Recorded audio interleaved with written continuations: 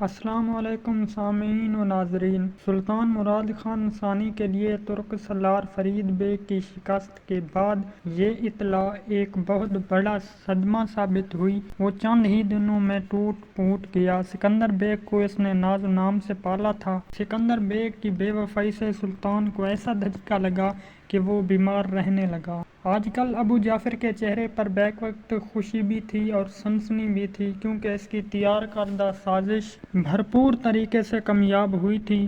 ابھی سلطان ان جھٹکوں سے ذہنی طور پر سنبھل بھی نہ پایا تھا، سلطان کے پاس ایک اور بری خبر پہنچی۔ اس کی سلطنت کے ایشیائی حصے ایشیائے کوچک کے شہر کونیا میں قیصر کے جاسوسوں نے ایک بہت بڑی بغاوت کی سازش کو مکمل کر لیا تھا۔ کونیا کے سرداروں نے اعلان بغاوت بلند کیا تو سلطان جیسے نیند سے بیدار ہو گیا۔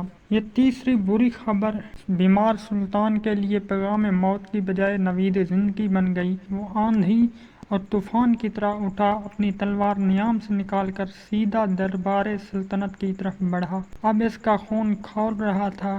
اس نے مسند شاہی پر بیٹھتے ہی فوراً دربار طلب کیا۔ خاصہ دار دوڑتے چلے گئے اور چند ہی لمحوں بعد عثمانی دربار میں بڑے بڑے وزراء، امراء اور سالار جمع ہو گئے۔ آج ہر شخص کے چہرے پر تجسس صاف دیکھا جا سکتا تھا۔ دربار میں اس قدر سناٹا تھا، سوئی گرنے کی آواز بھی سنی جا سکتی تھی۔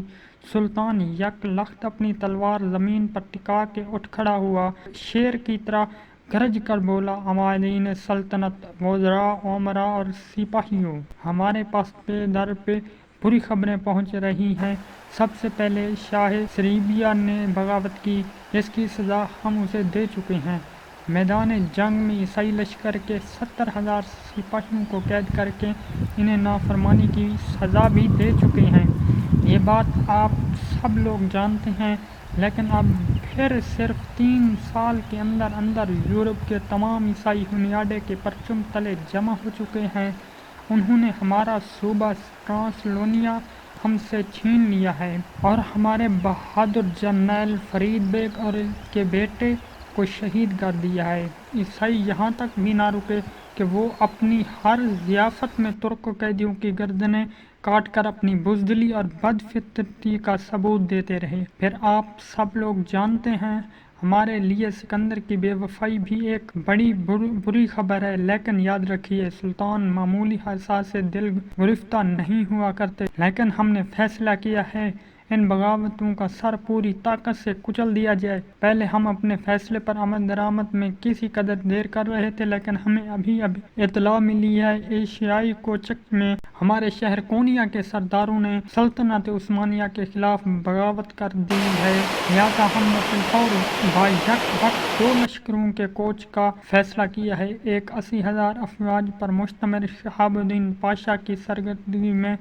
یورپ کی جانب روانہ ہوگا اور دوسرا لشکر لے کر میں خود کونیا کی بغاوت کا خاتمہ کرنے کے لیے ایشیائے کوچک کی طرف جاؤں گا۔ چنانچہ تمام سالاروں اور سپاہیوں اور عمائدین سلطنت کو یہ حکم دیا گیا، ابھی اور اسی وقت ان دونوں لشکروں کی تیاری میں مصروف ہو جائیں۔ سلطان مشتعل تھا، اس نے جذبات میں پوری تقریر کر ڈالی۔ وہ اپنی بات ختم کر کے مسند شاہی پر بیٹھ گیا۔ دربار میں مکمل خاموشی چھائی ہوئی تھی۔ سب لوگ سلطان کے اچانک فیصلے سے حیران تھے، کیونکہ یہ ایک بہت بڑا فیصلہ تھا۔ بیک وقت دور دراز کے 2 محاذوں پر 2 بڑے لشکر روانہ کرنا کوئی معمولی بات نہ تھی۔ دربار میں کچھ دیر تک خاموشی رہی، پھر ایک وزیر سلطنت نے اٹھ کر ادب سے عرض کی، سلطان معظم کا فیصلہ یقیناً دور اندیشی پر مبنی ہے، لیکن اگر سلطان معظم پہلے ہنیاڈے کی بغاوت اور پھر ایشیائے کوچک بغاوت ختم کرنے پر توجہ فرمائیں تو دونوں محاذ آسانی سے فتح کیے جا سکتے ہیں۔ وزیر سلطنت نے کانپتے اپنا مشورہ دیا تھا۔ سلطان مشورہ سن کر مسکرایا اور نرم لہجے میں کہنے لگا، ہم ایسا ہی کریں کہ شہاب الدین پاشا کا لشکر ابھی صفیں درست نہ کر پائے گا کہ میں کونیا کی بغاوت کو ختم کر کے شہاب الدین پاشا کے ساتھ آ ملوں گا۔ وزیر سلطنت کا سلطان کا جواب سن کر مطمئن ہو گیا۔ اب سلطان کے چہرے کی سختی دور ہو چکی تھی۔ دربار میں موجود لوگ یک حالات حاضرہ پر خسر پسر کرنے لگے تھے۔ اتنے میں سلطان کی خاص فوج ینیچیری کا سپہ سالار آگے بڑھا اور مؤدب لہجے میں سلطان سے مخاطب ہوا۔ سلطان معظم، میرے لیے کیا حکم ہے؟ سلطان نے جواب دیا، تم شہاب الدین پاشا کے پرچم تلے یورپ کی مہم پر جاؤ گے۔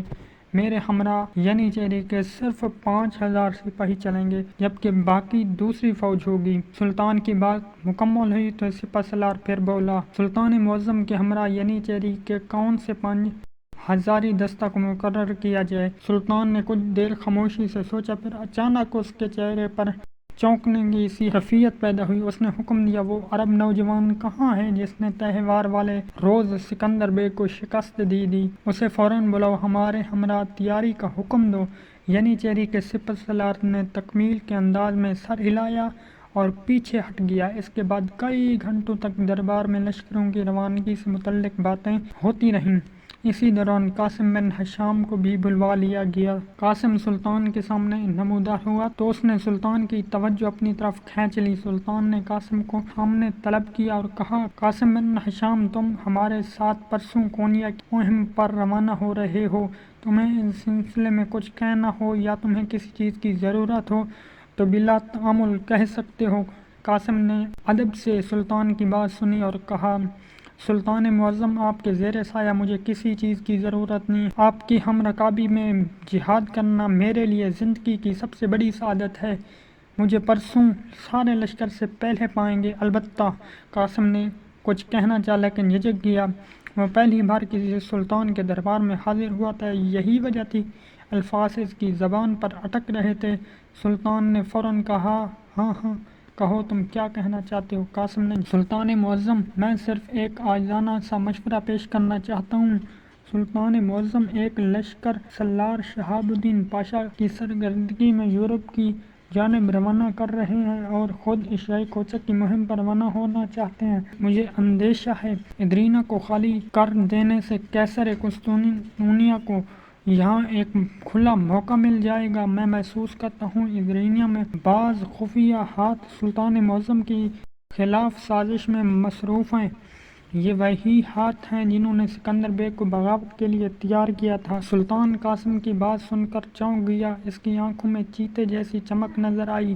وہ اپنی مسند پر سنبھل کر بیٹھ گیا۔ اس کی آنکھیں قاسم پر جمی ہوئی تھیں اور وہ کچھ اہم بات سوچ رہا تھا۔ تھوڑی دیر بعد سلطان نے کہا، قاسم بن ہشام، ہم تمہاری بصیرت کی داد دیتے ہیں۔ یہاں ہمارے پرانے اور دانش مند ساتھی بھی موجود ہیں، لیکن تم نے ان سب سے زیادہ اپنی آنکھ کھول رکھی ہے۔ ہم نے ابھی فیصلہ کیا ہے، ہم تمہیں اپنے ہمراہ کونیا لے کر نہیں جائیں گے۔ ہم تمہیں اپنے پیچھے ادرینا میں شاہی سوراخ رساں مقرر کرتے ہیں۔ ہمیں خود بھی شک تھا سکندر بیگ کے پیچھے قیصر قسطنطنیہ کا ہاتھ ہے، لیکن ہمارا دھیان اس طرف نہ گیا۔ ادرینا میں کسی سازش پر نظر رکھی جائے۔ ہم تم سے بہت اور تمام ذمہ داریاں افراط حکومت کو دیتے ہیں۔ وہ ضرورت پڑنے پر تمہارے ساتھ بھرپور تعاون کریں گے۔ قاسم کے لیے سلطان کا یہ فیصلہ بھی غیر متوقع تھا۔ پہلے روز قاسم کو 5000 سالار مقرر کرنے کا فیصلہ سلطانی فیصلہ بھی عجیب تھا۔ قاسم نے سوچا، بادشاہ ایسے ہوتے ہیں جو غیر متوقع فیصلے کر سکتے ہیں۔ اب قاسم کے پاس سلطان سے کہنے کے لیے کچھ مزید نہ تھا۔ قاسم نے تکمیل میں سر جھکایا تو سلطان پھر بولا، تم ہم سے دربار کے بعد ملو، ہم کچھ اور ضروری باتیں تم سے کرنا چاہتے ہیں۔ قاسم نے دوبارہ تکمیل میں سر جھکایا اور ایک طرف ہٹ گیا۔ دربار برخاست ہوا۔ درباران خاص قاسم کو قیصر سلطانی کے دروازے تک لے گیا۔ یہاں خادمہ خاص نے قاسم کو وصول کیا اور اپنے ہمراہ لے کر سلطانی رہائش گاہ کی طرف چل دیں۔ یہ قصر یلدرم تھا۔ لمبی لمبی راہداریاں شیشہ و سنگ سے راستہ پیراستہ تھیں۔ گلستان شاہی میں رنگ برنگے فوارے نصب تھے۔ قاسم دیوان خاص میں داخل ہوا۔ سامنے شاہی لباس میں ملبوس ایک خوبصورت نوعمر لڑکا تھا۔ یہ شہزادہ محمد تھا، سلطان معظم کا فرزند دوم۔ سلطان کے بڑے بیٹے کا نام شہزادہ علاء الدین تھا۔